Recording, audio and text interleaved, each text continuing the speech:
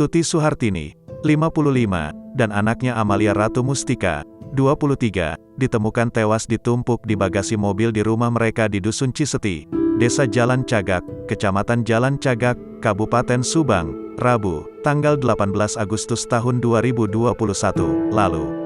Kematian Tuti dan Amalia membuat Yoris Raja Amanullah, 34, anak pertama dari Tuti Suhartini, 55, menjadi syok. Yoris tidak menyangka kedua orang yang dicintainya itu menjadi korban pembunuhan. Dengan menahan tangis, Yoris mengatakan, ia merasa dengan cepat ditinggalkan oleh ibu serta adiknya.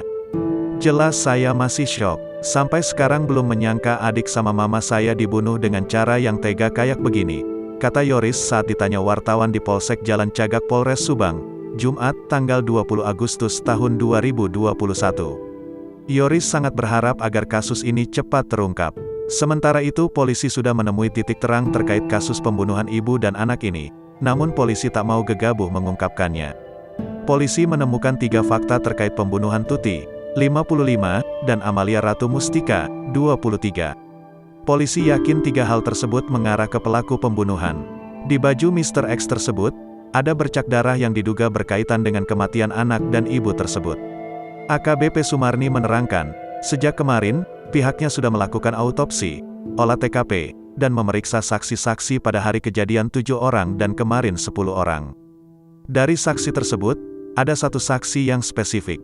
Di baju salah satu saksi itu ada percikan darah. Dari saksi-saksi yang diperiksa, kami masih tunggu. Nanti hasilnya kami analisasi apakah ada keterkaitan, ucap AKBP Sumarni di Subang, Kamis, tanggal 19 Agustus tahun 2021.